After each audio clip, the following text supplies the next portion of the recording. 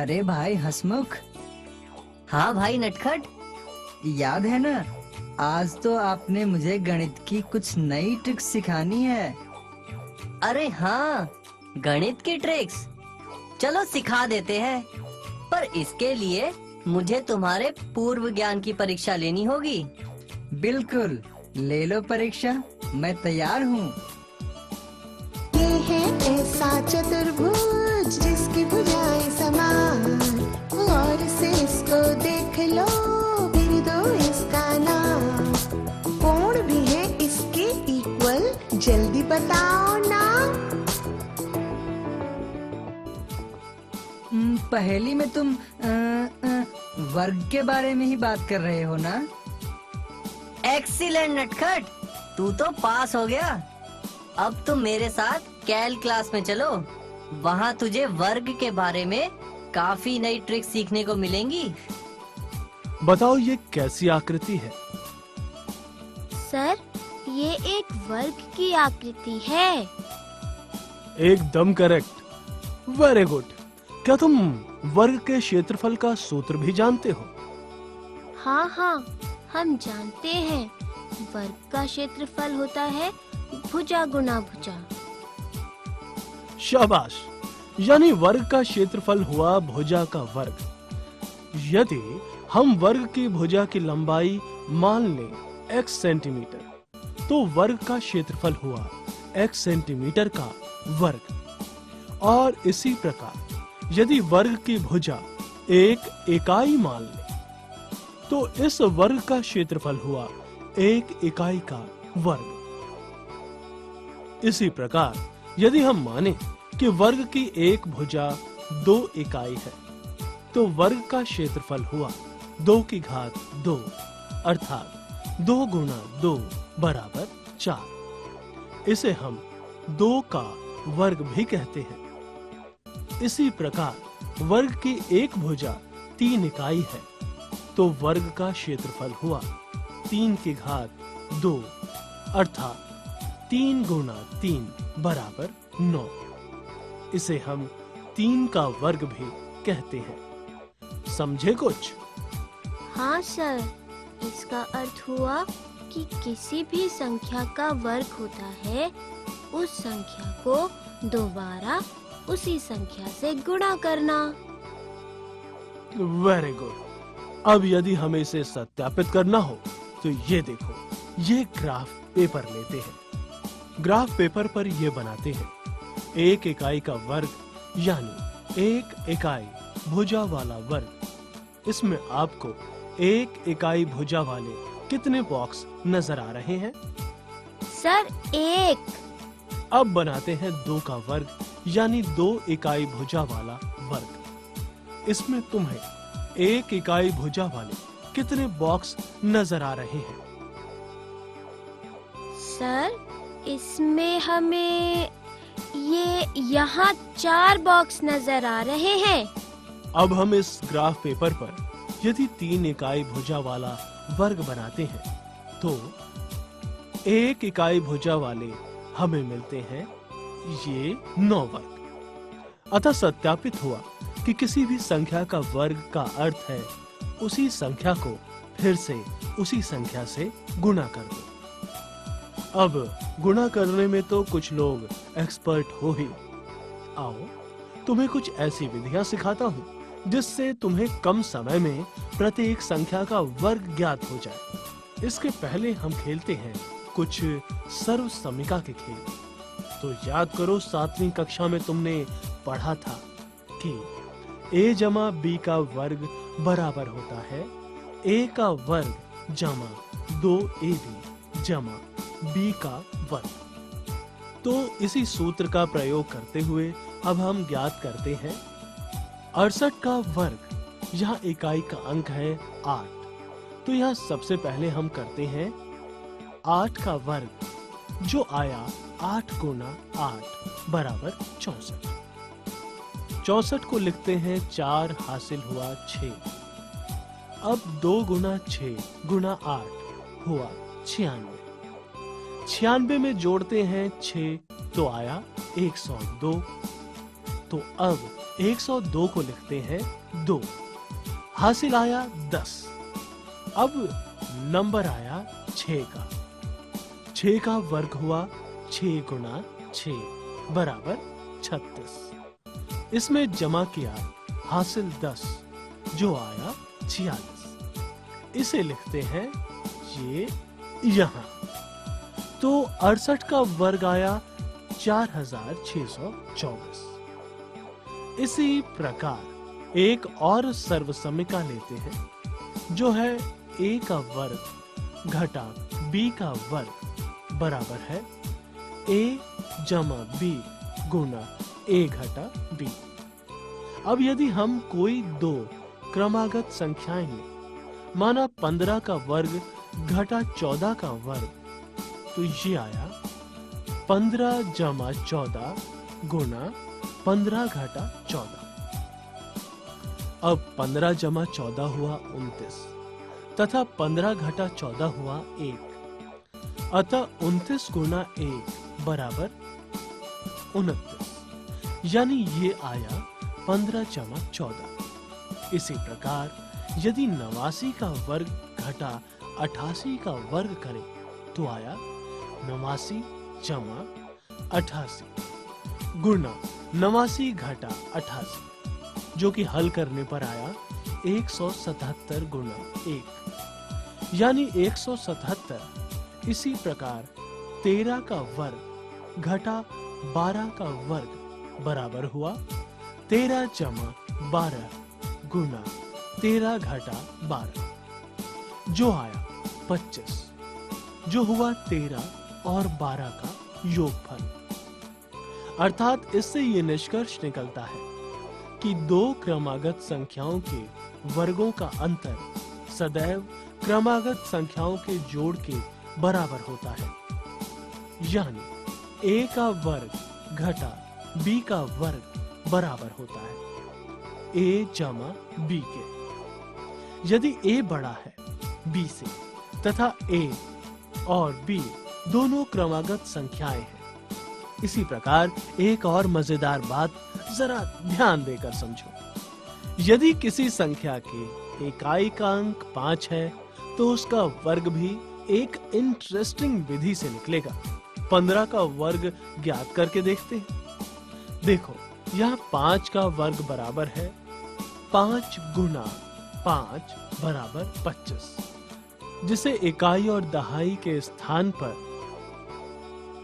ये यहां लिखते हैं। और दहाई का अंक है 1। इसे करते हैं इसके अगले यानी नेक्स्ट अंक से गुना, यानी 1 गुना 2 जो आया 2। तो 2 लिखते हैं 100 के स्थान पर, ये यहां, यानी 15 का वर्ग हुआ 225। इसी प्रकार 65 का वर्ग हुआ ये यहाँ 5 का वर्ग 25 और ये दहाई का अंक है 6, जिसका नेक्स्ट अंक है 7। अब 6 गुना 7 बराबर ये 42 आया यहाँ। तो 65 का वर्ग हो गया 4225। हो गया ना झटपट। इसी विधि से तुम बड़ी से बड़ी संख्या जिसका इकाई का अंक 5 हो तो वर्ग तुम आसानी से ज्ञात कर सकते हो। अच्छा सर, यदि मुझे 165 का वर्ग करना है तो 5 का वर्ग हुआ 25 जो आया ये यहाँ, तथा 16 को करते हैं नेक्स्ट नंबर से गुना तो आया 16 गुना 17, तो ये आया 272। तो 165 का वर्ग हुआ 27,225। अरे वाह, ये तो मेरे लिए बहुत आसान हो गया। सर, क्या इस तरह की ट्रिक्स ऐसी संख्याओं के लिए भी है जिसके दहाई का अंक 5 हो? बिल्कुल है बेटा। यदि दहाई का अंक 5 हो तो भी ऐसी संख्या का वर्ग ज्ञात करने का तरीका बहुत सरल है। जैसे माना संख्या है 51, क्योंकि इकाई का अंक है 1 और 1 का वर्ग बराबर हुआ 1 गुना 1 बराबर 1। तो ये 1 को लिखते हैं 2 अंकों के रूप में, इकाई और दहाई के साथ। ये यहाँ आया 0, 1। अब आती है बारी दहाई की संख्या की, जो है 5। 5 का वर्ग हुआ 5 गुना 5 बराबर 25। अब इसमें जोड़ते हैं इकाई की संख्या, तो 25 जमा 1 हुआ 26। जो आया ये यहाँ लिखते हैं। इस प्रकार 51 का वर्ग हुआ 2601, यानी 2601। अब फिर से ज्ञात करते हैं 56 का वर्ग। तो क्योंकि इकाई की संख्या 6 है, अतः 6 का वर्ग यानी 36 आया। ये इकाई और दहाई के स्थान पर लिखते हैं। और दहाई की संख्या है 5 और 5 का वर्ग हुआ 25। अब इसमें जमा किया इकाई की संख्या 6 को, जो आया 31। तो 31 लिखते हैं ये यहाँ। तो 56 का वर्ग हुआ 31 36, यानी 3136। तो हो गई ना हमारी गणना एकदम इजी। हाँ सर, इजी भी हो गई और मजेदार भी हो गई। आओ बच्चों, अब अन्य रुचिकर गणना सीखते हैं, जिसमें फिर से संख्या का वर्ग क्षण भर में ज्ञात हो जाएगा। अब हम पुनरावृत्ति वाले अंकों के वर्ग करते हैं। यहाँ संख्या 11 में एक ही अंक की पुनरावृत्ति हो रही है। इसमें ध्यान दें कि 1 कितनी बार दोहराया गया है। एकदम ठीक, 2 बार दोहराया गया है। अतः 11 के वर्ग में सबसे पहले लिखेंगे 1, फिर 2। 2 एक ही लिखेंगे क्योंकि 1 को 2 बार ही दोहराया गया है। अब इसे घटते क्रम में लिखते हैं। तो अब फिर से आता है 1। तो 11 का वर्ग हुआ 121। इसी प्रकार 111 में 1 आ रहा है 3 बार। अतः पहले लिखते हैं 1, 2, 3। अब घटते क्रम में लिखते हैं 2, 1, यानी 1, 1, 1 का वर्ग हुआ 1, 2, 3, 2, 1, यानी 12,321। इसी प्रकार यदि हमें 1,11,111 का वर्ग करना हो, तो हम फिर से देखेंगे कि 1 कितनी बार आया है। 6 बार, है ना? हाँ, तो पहले लिखते हैं 1 से 6 तक के ये ऐसे 1, 2, 3, 4, 5, 6, और फिर घटते क्रम में लिखते हैं ये ऐसे 5, 4, 3, 2, 1। तो इस संख्या का वर्ग हुआ 12,64,54,54,321। यानी अब तुम इस प्रकार अंक 1 से बनी संख्याओं का वर्ग भी जल्दी से निकाल सकते हो।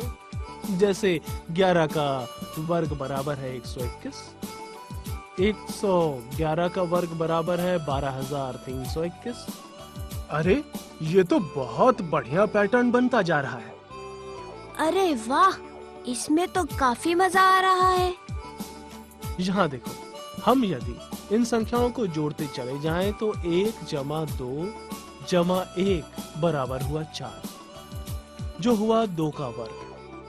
अब हम यदि 1 जमा 2 जमा 3 जमा 2 जमा 1 जोड़ें तो मिलता है 9, जो बराबर हुआ 3 का वर्ग। अब 1 जमा 2 जमा 3 जमा 4 जमा 3 जमा 2 जमा 1 बराबर हुआ 16, जो आया 4 का वर्ग। आगे तक ऐसे ही जोड़ते जाएं तो ये आया 49, जो हुआ 7 का वर्ग। और आया 64 जो हुआ 8 का वर्ग। तो इस प्रकार गणना करते जाओगे तो गणित के जादुई रंग में डूब जाओगे। आज तो आपने हमें वर्ग के बहुत सारे गुण दिखा दिए। आओ अब हम वर्ग करने की एक और नई ट्रिक सीखते हैं। ये उन संख्याओं के लिए उचित है जो 10, 100, 1000 या 10,000 आदि के नियरेस्ट यानी करीब है। जैसे 8 का वर्ग, चूंकि 8 और 10 का अंतर 2 है, अतः 2 का वर्ग हुआ 2 की घात 2 बराबर 4, जो आया ये इकाई स्थान पर। और अब इस अंतर को 8 में से घटाते हैं तो आया 8 घटा 2 बराबर 6। इस 6 को लिखते हैं ये दाहिने स्थान पर, तो 8 का वर्ग हुआ ये 64। और अब 999 का वर्ग करें, क्योंकि 999 1000 का अंतर 1 है और 1 का वर्ग हुआ 1, तो ये 1 लिखा ये इधर। परंतु संख्या 1 को हमें सैकड़ा, दहाई और इकाई के स्थान पर यानी 3 अंकों में ऐसे लिखना है, क्योंकि 999 संख्या भी 3 अंकों की संख्या है। अब 999 में से घटाते हैं इस अंतर यानी 1 को, तो आया 998, जो लिखते हैं ये यहाँ। तो 999 का वर्ग हुआ 9,98,001। हाँ सर, अब तो हम कुछ अंकों के जादूगर बन गए, है ना? हाँ हाँ, ठीक कहा। अब तुम स्वयं भी इसी प्रकार की कैलकुलेशन का अभ्यास करना और भूलना नहीं। आओ अब मैं तुम्हें पूर्ण वर्ग संख्याओं के कुछ और तथ्यों से परिचित कराता हूँ। एक पूर्ण वर्ग संख्या हमेशा 0, 1, 4, 5, 6 या 9 पर समाप्त होती है, अर्थात पूर्ण वर्ग संख्या कभी भी 2, 3, 7, 8 पर समाप्त नहीं होगी। और एक बात और फिर से याद दिलाता हूँ कि 2 क्रमागत संख्याओं के वर्गों का अंतर उनके योग के बराबर आता है। संख्या और उसके वर्ग का आलेख करने पर हम पाते हैं कि जब संख्या बढ़ती है तो उसका वर्ग बहुत अधिक बढ़ जाता है। यदि किसी संख्या में इकाई का अंक 1, 4, 5, 6, 9 या 0 में से है, तो यह आवश्यक नहीं कि वह पूर्ण वर्ग होगी। जैसे 111, 124, 215, 136, 159, 1000 पूर्ण वर्ग नहीं है। अब कुछ सम और विषम संख्याओं के वर्ग करके देखते हैं। ये ऐसे। अतः सम संख्या का वर्ग सम संख्या है तथा विषम संख्या का वर्ग विषम संख्या है। अब ध्यान से देखने पर हम ये भी पाते हैं कि 1 का वर्ग पहली विषम संख्या है, 2 का वर्ग पहली 2 विषम संख्याओं का जोड़ है, 3 का वर्ग पहली 3 विषम संख्याओं का जोड़ है, 4 का वर्ग पहली 4 विषम संख्याओं का जोड़ है, n का वर्ग पहली n विषम संख्याओं का जोड़ है। संख्या में अंतिम स्थान पर अगर सम संख्या में 0 हो तो भी संख्या का पूर्ण वर्ग संख्या होना निश्चित नहीं है, जैसे 500। पूर्ण वर्ग के कुछ अन्य गुण तुम अभी और जानोगे, पर पहले तुम मुझे पाइथागोरस प्रमेय के बारे में कुछ बताओ तो। सर, पाइथागोरस प्रमेय के अनुसार समकोण त्रिभुज में कर्ण का वर्ग सदैव शेष 2 भुजाओं के वर्गों के योगफल के बराबर होता है। शाबाश।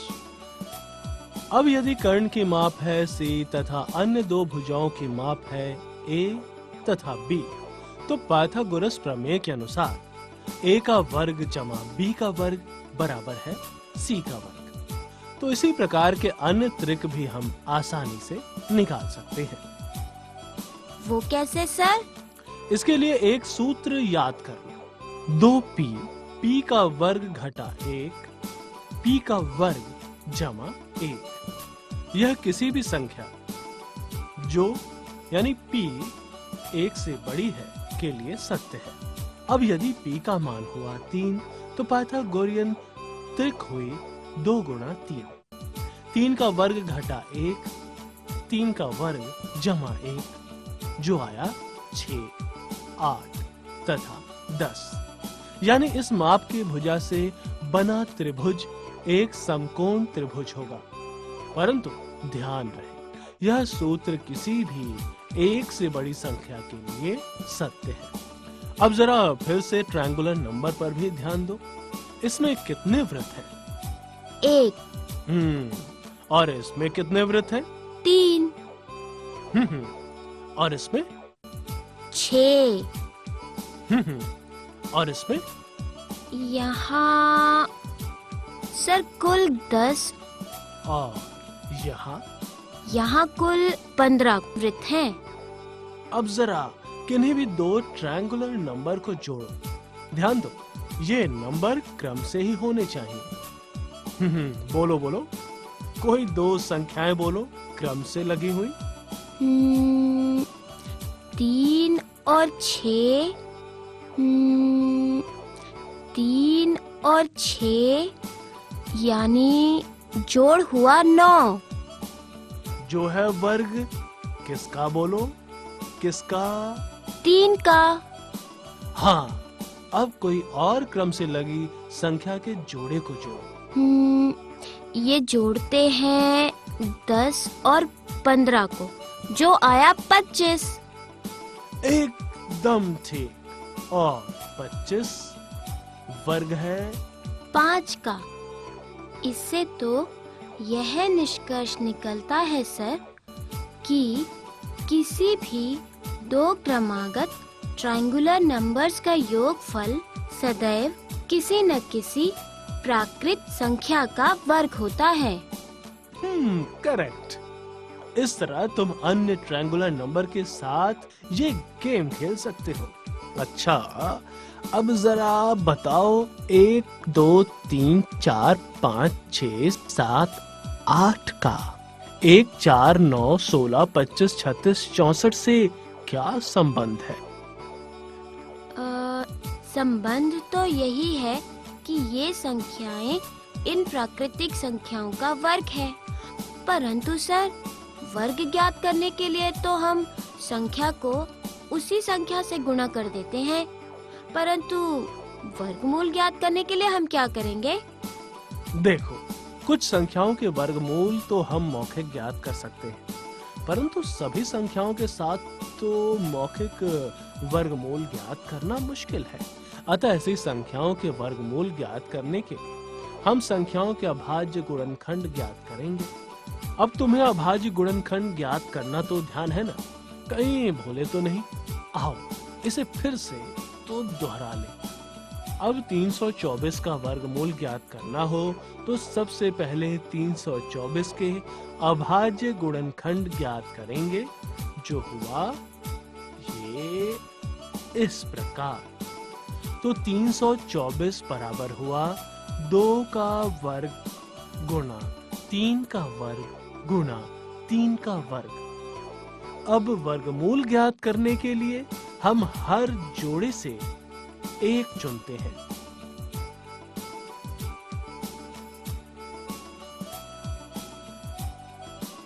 हाँ, तो 324 का वर्गमूल हुआ 18। इसी प्रकार यदि हम 7056 का वर्गमूल ज्ञात करना चाहते हैं तो भी हमें इसी प्रकार का अभाज्य गुणनखंड ज्ञात करने होंगे। सर, 7056 का अभाज्य गुणनखंड ये ऐसे ज्ञात करें तो आया 2 गुणा 2 गुणा 2 गुणा 2 गुणा 3 गुणा 3 गुणा 7 गुणा 7, यानी 2 की घात 4 गुणा 3 की घात 2 गुणा 7 की घात 2। याद रखो, सबसे पहले किसी संख्या का वर्गमूल ज्ञात करने के लिए उसके अभाज्य गुणनखंड ज्ञात करते हैं, फिर समान गुणनखंडों के जोड़े बनाते हैं, फिर प्रत्येक जोड़े में से 1 चुनते हैं और अब इनका गुणनफल ही इस संख्या का वर्गमूल है। तो इस प्रकार 7056 का वर्गमूल हुआ 84। एक बात पूछनी है सर, क्या अभाज्य गुणनखंड ज्ञात करके हम सभी संख्याओं के वर्गमूल ज्ञात कर सकते हैं? हाँ सर, मुझे भी यह पूछना था। देखो बच्चों, अब किसी संख्या के अभाज्य गुणनखंडों के पूरे जोड़े नहीं बनते, तब वह संख्या पूर्ण वर्ग नहीं होती। जैसे यदि हम 1800 का वर्गमूल ज्ञात करना चाहें, तो सबसे पहले हम 1800 को अभाज्य गुणनखंड करते हैं। यहाँ 1800 के अभाज्य गुणनखंडों में बताओ किसका जोड़ा नहीं बन रहा है? सर, यहाँ 2 का जोड़ा नहीं बन रहा, यानी 1800 के अभाज्य गुणनखंड करने पर पूरे जोड़े नहीं बन रहे, इसलिए संख्या 1800 पूर्ण वर्ग संख्या नहीं है। एकदम ठीक, 1800 पूर्ण वर्ग नहीं है और 1800 का वर्गमूल हम इस तरीके से मालूम नहीं कर सकते। यहाँ संटी, तुम ये तो बताओ कि 1800 को पूर्ण वर्ग बनाने का कोई आइडिया है तुम्हारे दिमाग में? सर, यदि ये संख्या 2 और होती तो ये जोड़े पूरे हो जाते। यानी अगर हम 1800 को 2 से गुना कर दें, तो ये जो हमें मिलती है संख्या 3600, ये पूर्ण वर्ग होगी। और हाँ, इसके साथ साथ यदि हम इस अकेले 2 को यहाँ से हटा दें, तो 900 पूर्ण वर्ग होगी। अतः संख्या 1800 गुना 2 बराबर 3600 एक पूर्ण वर्ग संख्या है जिसका वर्गमूल 60 है, तथा संख्या 1800 बटा 2 बराबर 900 एक पूर्ण वर्ग संख्या है जिसका वर्गमूल 30 है। चलो महेश, अभ्यास के लिए एक ऐसा ही प्रश्न हल करते हैं। पंक्तियों की संख्या हम किस प्रकार ज्ञात करेंगे? तुम कुछ बताओगे अपूर्वा? ये हम कैसे करेंगे? क्योंकि यहाँ हमें प्रश्न में दिया गया है कि पंक्ति में पेड़ों की संख्या बराबर है पंक्तियों की संख्या। हाँ, एकदम ठीक। तो कुल पेड़ों की संख्या कितनी हुई? सर, ये प्लीज आप बता दीजिए ना। माना पंक्तियों की संख्या बराबर x, एक पंक्ति में पेड़ों की संख्या बराबर पंक्तियों की संख्या बराबर x। अतः कुल पेड़ों की संख्या बराबर पंक्तियों की संख्या गुना एक पंक्ति में पेड़ों की संख्या, जो हुआ x गुना x। यानी कि x का वर्ग बराबर हुआ 1225 के, है ना सर? Very good. और x बराबर हुआ वर्गमूल 1225 के। अब फिर 1225 का वर्गमूल ज्ञात करने के लिए इसके अभाज्य गुणनखंड ज्ञात करने होंगे, जो कि आया ये, यानी x बराबर वर्गमूल 5 का वर्ग गुना 7 का वर्ग, अर्थात x बराबर 5 गुना 7 बराबर 35। अतः बाग में 35 पंक्तियां होंगी और हर पंक्ति में 35 पेड़ होंगे। तो अभाज्य गुणनखंड ज्ञात करके हम किसी भी संख्या का वर्गमूल ज्ञात कर सकते हैं, परंतु बड़ी बड़ी संख्या के अभाज्य गुणनखंड ज्ञात करने में हमें अधिक समय लगता है। और तो इसके लिए अब मैं तुम्हें एक ऐसी विधि सिखाता हूँ जिसमें अभाज्य गुणनखंड ज्ञात किए बिना संख्या का वर्गमूल भाग विधि से हम ज्ञात कर सकते हैं। जरा बताओ तो, एक अंक वाले पूर्ण वर्ग जैसे 1, 4 और 9 के वर्गमूल में कितने अंक होते हैं? एक अंक वाली संख्या 1 का वर्गमूल हुआ 1, 4 का वर्गमूल हुआ 2 और 9 का वर्गमूल हुआ 3। अतः वर्गमूल में है केवल 1 अंक। और 2 अंक वाले पूर्ण वर्ग जैसे 16, 25, 36, 49, 64 और 81 के वर्गमूल में कितने अंक होते हैं? उसमें होते हैं सर। देखो, मैं बताता हूँ। वर्गमूल 36 बराबर है 6 के, वर्गमूल 49 बराबर है 7 के, वर्गमूल 64 बराबर है 8 के, वर्गमूल 81 बराबर है 9 के। यानी 2 अंकों वाले पूर्ण वर्ग के वर्गमूल में 1 अंक होता है। अब यदि हम 3 अंक वाली संख्या जैसे 100, 121, 144, 169, 196, 225, 961 के वर्गमूल ज्ञात करें तो पाते हैं कि इनके वर्गमूल में 2 अंक होंगे। और यदि 4 अंकों वाली संख्या जैसे 1024, 1089 या 9801 का वर्गमूल करें तो पाते हैं कि इनके वर्गमूल में भी 2 अंक होंगे। इसी प्रकार 5 और 6 अंक वाले पूर्ण वर्ग लेकर हम ये इस प्रकार जांचते हैं तो पाते हैं कि इनके वर्गमूल में अंकों की संख्या है 3। तो इस क्रियाकलाप द्वारा यही निष्कर्ष निकलता है कि यदि पूर्ण वर्ग में अंकों की संख्या सम है जैसे 2, 4, 6 आदि, तो इस संख्या के वर्गमूल में अंकों की संख्या आधी यानी 1, 2 और 3 आदि हो।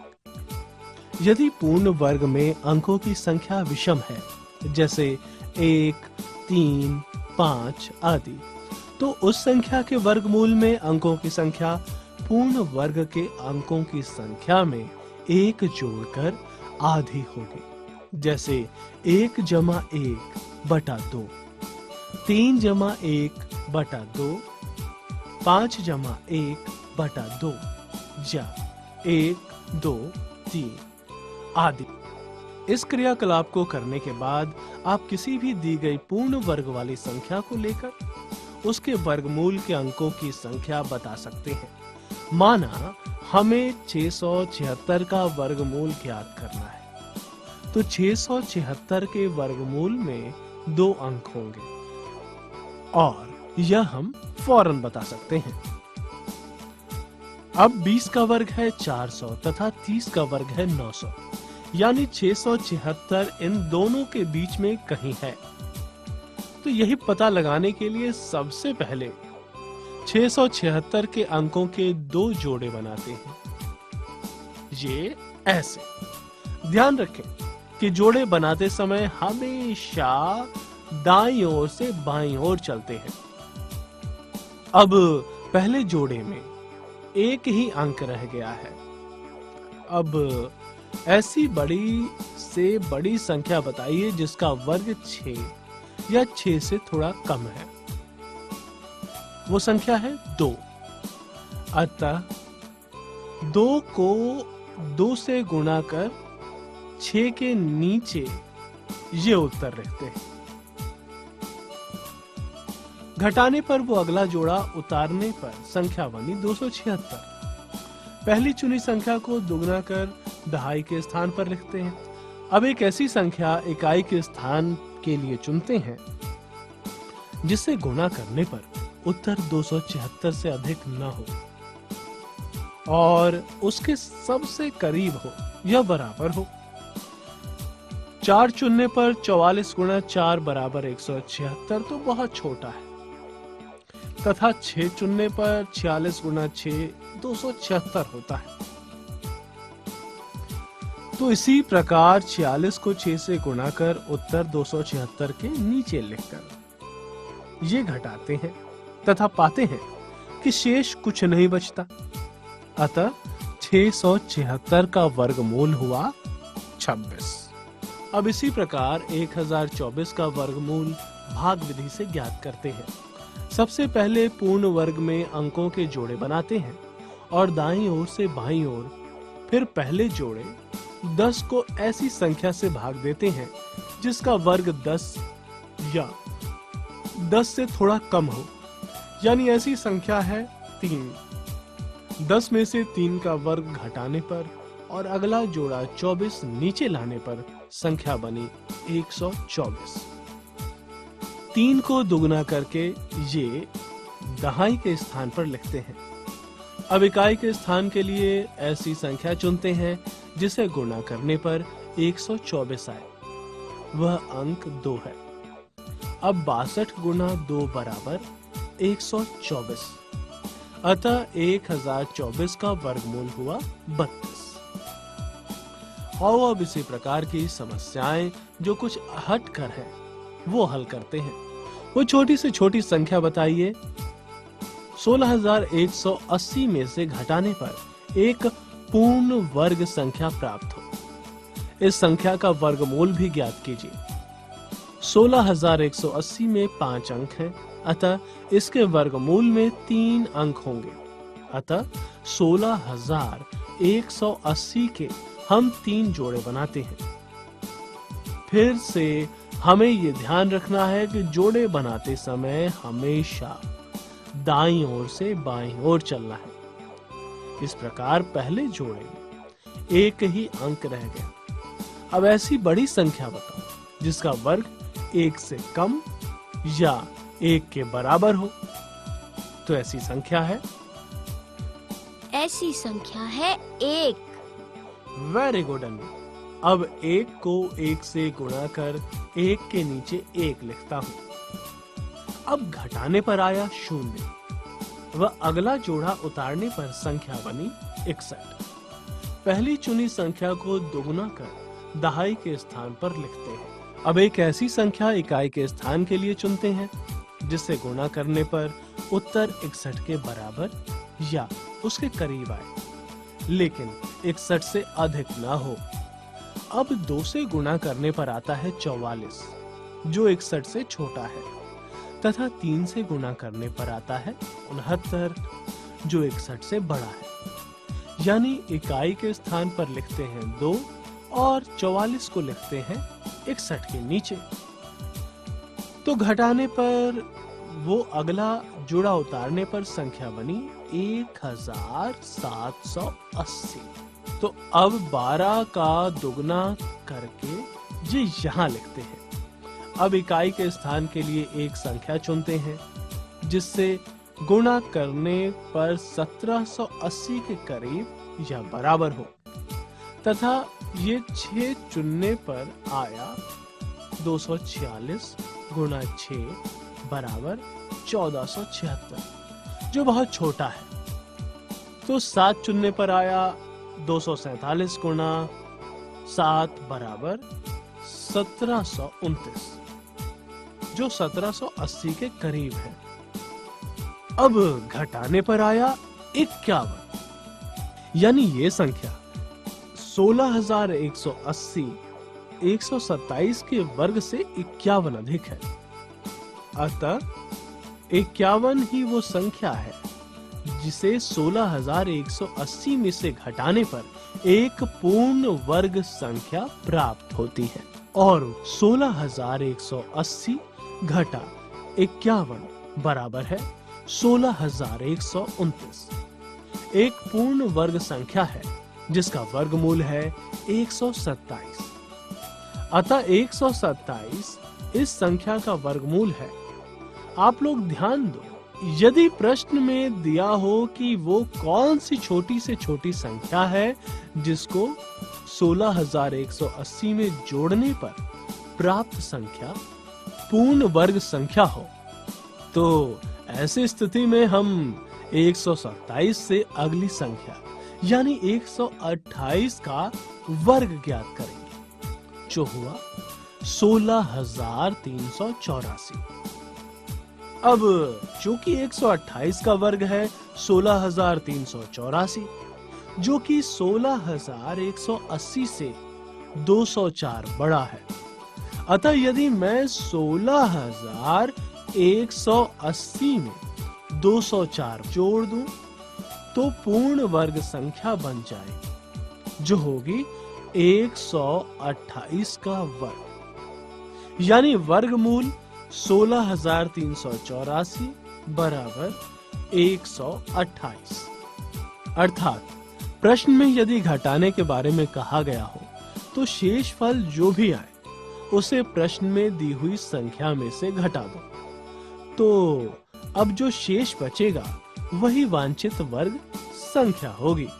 और यदि प्रश्न में जोड़ने के बारे में कहा हो तो शेषफल बचने के बाद भागफल से अगली यानी नेक्स्ट संख्या का वर्ग करके उसमें से प्रश्न में दी गई संख्या को घटा दो।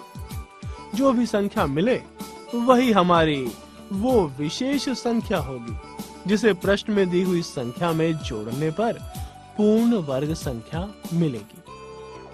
आओ अब एक बार फिर से कक्षा 6ठी में लौट चले।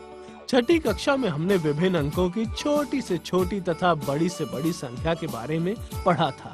भूले तो नहीं हो ना?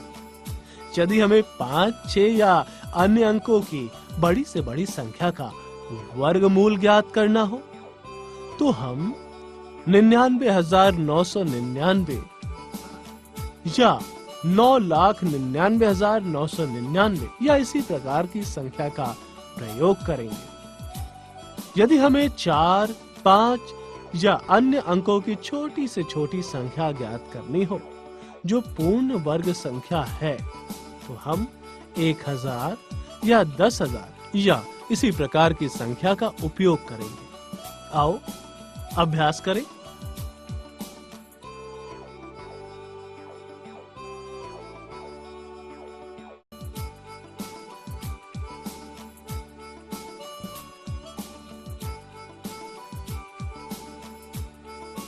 छह अंकों की बड़ी से बड़ी संख्या ज्ञात कीजिए जो कि पूर्ण वर्ग संख्या है। संख्या का वर्गमूल भी ज्ञात कीजिए। अब 6 अंकों की बड़ी से बड़ी संख्या क्या होगी? 9,99,999। अब ये तो पूर्ण वर्ग नहीं है, तो वो छोटी से छोटी संख्या ज्ञात करने के लिए यदि 9,99,999 में से घटाने पर पूर्ण वर्ग आए, वही विधि फिर से दोहराते हैं जो अभी अभी अपनाई थी। सबसे पहले भाग विधि से ज्ञात करते हैं वर्गमूल। ये ऐसे।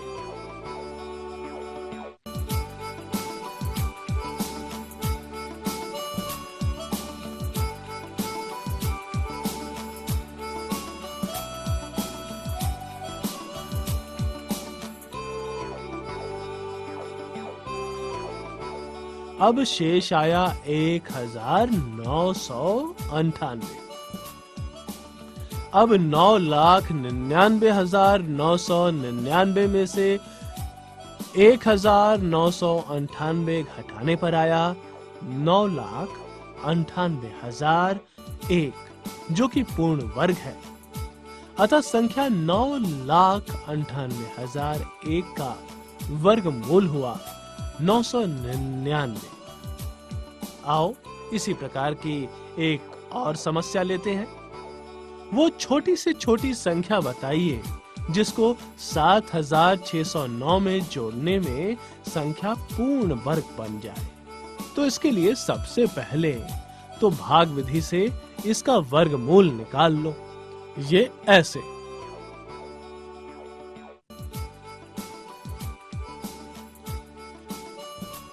तो शेषफल आया 40।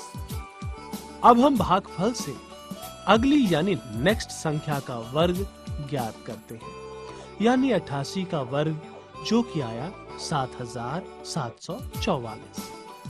अब 7,609 को 7,744 में से घटाते हैं तो हमें मिलता है 135। अतः 135 वो छोटी से छोटी संख्या है जिसको 7,609 में जोड़ने पर संख्या पूर्ण वर्ग बन जाएगी और संख्या 744 का वर्गमूल है 88। अब क्योंकि हमें वो छोटी से छोटी संख्या बतानी है जिसको 7609 में से जोड़ने पर एक पूर्ण वर्ग संख्या प्राप्त हो, तो जैसा कि मैंने तुम्हें पहले भी बताया था, अब हम भागफल से अगली यानी नेक्स्ट संख्या का वर्ग ज्ञात करते हैं, यानी 88 का वर्ग जो कि आया 7744। अब 7609 को 7744 में से घटाते हैं तो हमें मिलता है 135।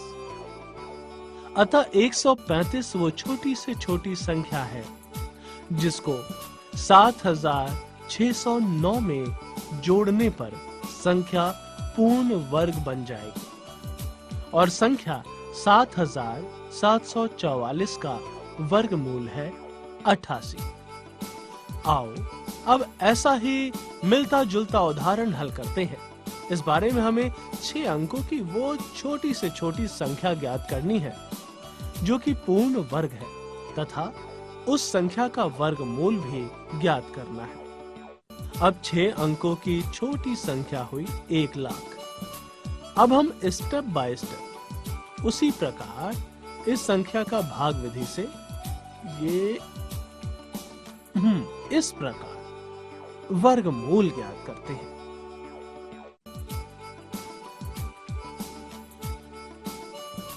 अतः यहाँ शेषफल आया 144, यानी कि यदि 1 लाख में से 144 घटाएंगे तो अंकों की संख्या 5 रह जाएगी। हमें 6 अंकों की छोटी से छोटी पूर्ण वर्ग संख्या ज्ञात करनी है। अतः यहाँ हम भागफल में से अगली संख्या यानी 317 का वर्ग ज्ञात करते हैं जो आया ये 1,04,89। अब इस संख्या में से 1 लाख यानी 1 लाख को घटाते हैं तो हमें मिलता है 489। यानी यदि 6 अंकों की छोटी से छोटी संख्या 1 लाख में 489 जोड़ देंगे तो संख्या 1,04,89 एक पूर्ण वर्ग संख्या होगी। आप पूर्ण संख्याओं का वर्गमूल सीख चुके हैं। अब हम दशमलव संख्याओं का वर्गमूल ज्ञात करेंगे। दशमलव संख्याओं का वर्गमूल ज्ञात करते समय हम दशमलव संख्याओं पर ध्यान देते हैं। यदि यह संख्यांक सम है तो जोड़े आसानी से बन जाएंगे, अन्यथा दशमलव संख्याओं के अंत में शून्य लगाकर जोड़े बनाए जा सकते हैं। आइए कुछ संबंधित समस्या देखें। एक उदाहरण लेते हैं। एक वर्गाकार चित्र का क्षेत्रफल 20.25 वर्ग सेंटीमीटर हो तो इस चित्र के किनारे की लंबाई ज्ञात कीजिए। यदि किनारे की लंबाई बराबर x सेंटीमीटर है तो चित्र का क्षेत्रफल बराबर x की घात 2 वर्ग सेंटीमीटर। अब दिए गए चित्र का क्षेत्रफल है 20.25 वर्ग सेंटीमीटर, अतः x का वर्ग बराबर 20.25। तो x बराबर वर्गमूल 20.25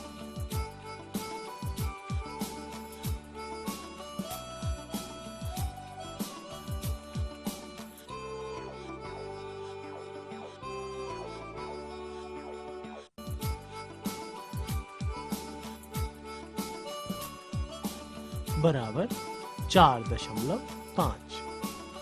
वर्गाकार चित्र के किनारे की लंबाई हुई x सेंटीमीटर बराबर 4.5 सेंटीमीटर।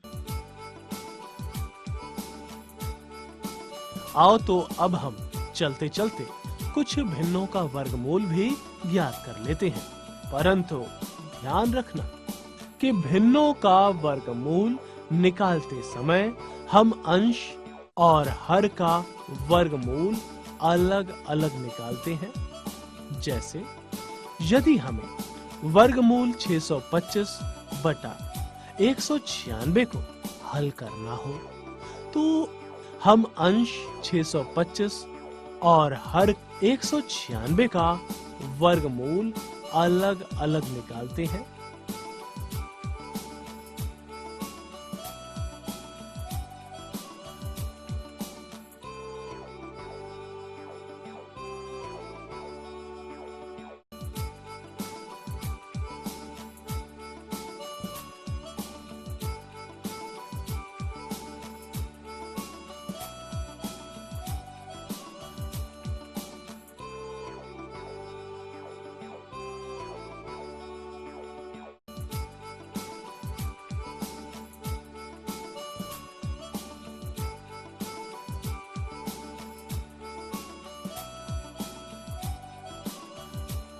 ये तो अब तुम आसानी से ज्ञात कर ही सकते हो कि वर्गमूल 625 बटा 196 बराबर होता है 25 बटा 14 के।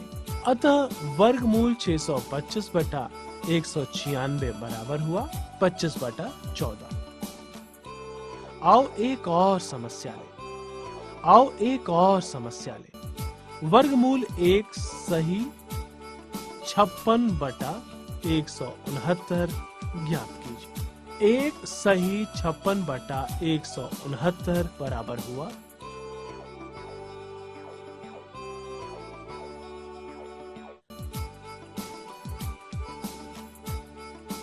वर्गमूल 225 बटा 169।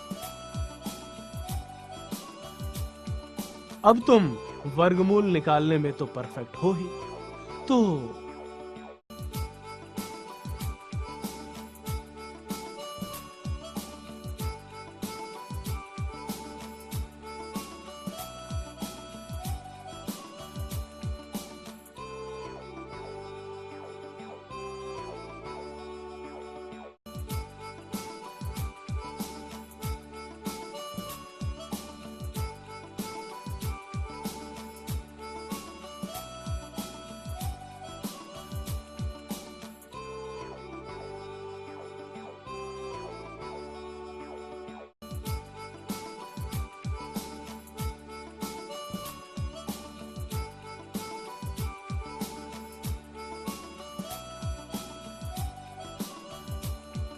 अतः वर्गमूल 225 बटा 169 बराबर हुआ 15 बटा 13। अब संटी जरा तुम ये समस्या क्यों नहीं सर? क्यों नहीं सर? अब संटी जरा तुम ये समस्या हल करके बताओ तो जरा। वर्गमूल 3 बटा 7 का मान 3 दशमलव स्थान तक ज्ञात कीजिए। सर ये तो आपने बताया ही था कि जहाँ तक संभव हो हम हर का वर्गमूल हटाने की कोशिश करते हैं। तो वर्गमूल 3 बटा 7 को यदि पहले मैं 7 बटा 7 से गुणा कर दूं, तो अब हमें मिलता है वर्गमूल 21 बटा 7। अतः वर्गमूल 21 बटा 7 का मान भाग की विधि से हल करने पर हमें प्राप्त होता है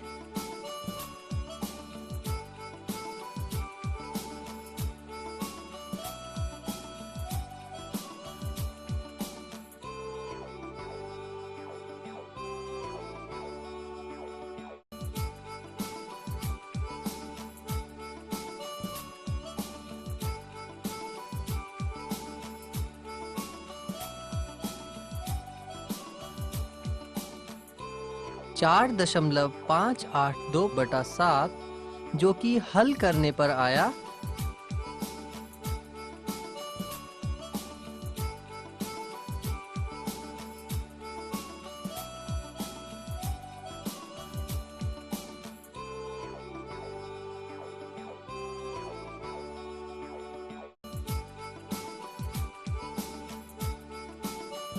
0.654। Very good. अब तुम वर्ग और वर्गमूल ज्ञात करने में एक्सपर्ट हो गए हो। क्यों भाई नटखट, कुछ समझ आया? हाँ भाई, बहुत अच्छे से समझ में आया। तो चलो फिर से तुम्हारी एक छोटी सी परीक्षा हो जाए। तो आज तुमने जो भी नया सीखा जरा संक्षेप में बताओ। आज मैंने सीखा कि वर्ग में। नहीं, गा कर सुनाओ। तो फिर सार सुनो, कवि की जुबानी। अरे वाह, बहुत खूब, बहुत खूब।